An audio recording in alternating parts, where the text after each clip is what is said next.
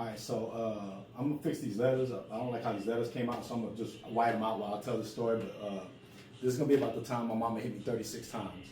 All right, so once again, in these terrace, the ghetto, and there's two things you gotta understand about this story. One, there's a hierarchy in the projects. There's a hierarchy in every neighborhood, but out where we was living, everything, the stakes is a little bit higher. There's, you hung out with people your age, and even like a year difference or 2 year difference was like a big deal, And so that's one element to understand of the story. And another thing is, I'm new out there and I'm Mexican. So I'm already starting at the bottom of the totem pole. And I'm laying this down so that way you can understand what my mama did to me when she did this, all right?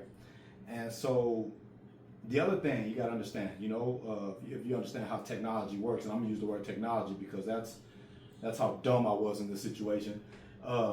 You can see out a screen door, but you can't see inside a screen door. And when you're young, you forget that fact. When you're older, that's an easy thing to remember. But when you're young, you forget that. Out on these terraces, everybody had a screen door.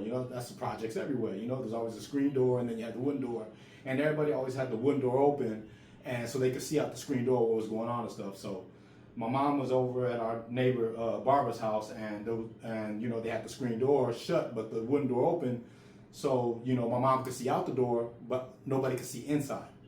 So I'm with my friends. Like I said, this was a younger group of friends. This wasn't my normal group of friends that I hung out with.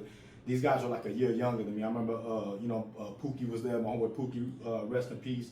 Carlos Young, my homeboy Shaggy, Calvin Griffin, rest in peace. And I love saying the names in these stories because I want my friends to live on in my stories. I know LA was there. I know my homeboy Damon was there. I can't remember who else. I'm pretty sure Lump was there because wherever Shaggy was, Lump was gonna be at too. So I'm pretty sure that was the group of friends that was there. But I remember clearly, feeling like these dudes are younger than me. I can't lose face in front of these dudes.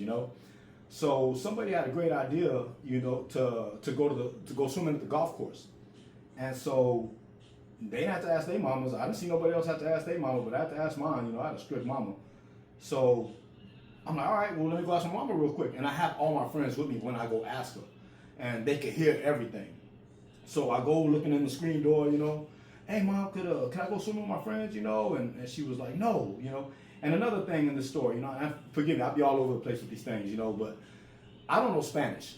And so when I tell you what my mom says, I'm gonna do my best to mimic what she said. If you know Spanish in the comments, I would love for anybody to tell me, type up like what she actually said so that way I could read it and tell it better in the future. So I know I'm not gonna say these words right, but I'm gonna do my best because words always hit a little harder in Spanish. So I wanna do my best to at least try to mimic that.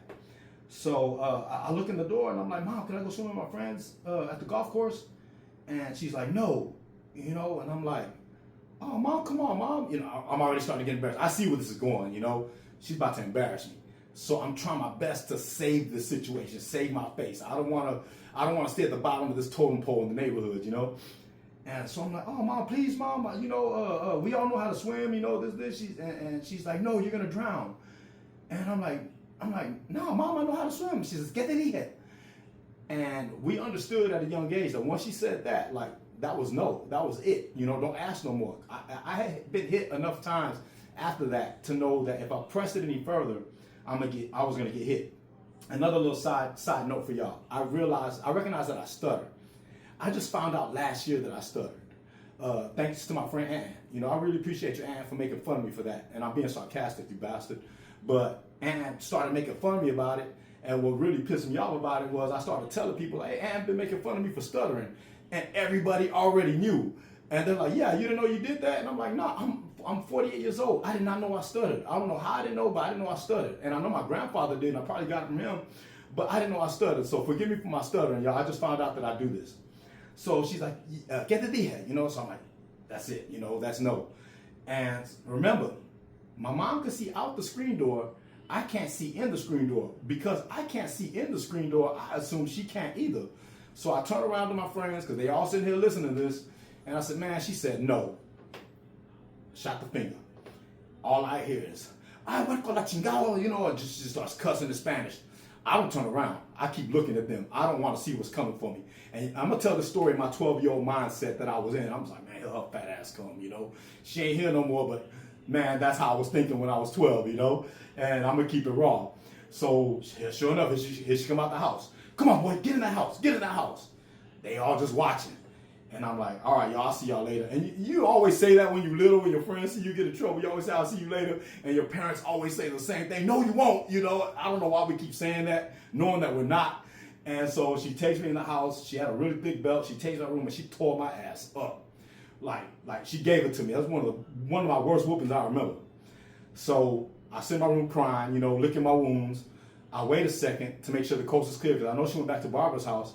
And I come back to the door just because I'm just like, I hope nobody heard that. You know, I'm just thinking, I hope nobody heard that. And when I'm thinking like nobody walking by because I know my friends went to the golf course to go swimming, right? No, man. Them dudes were sitting right outside my house. They listened to the whole thing. And as soon as I came to the door, my homeboy Damon just looked at me and said, man, your mama hit you 36 times. And that's the story when my mama hit me 36 times. Again, man, just a little story to share with y'all, man. If y'all like it, you know, let me know. Share it, you know. But like I said, I want to just keep sharing these little stories with y'all.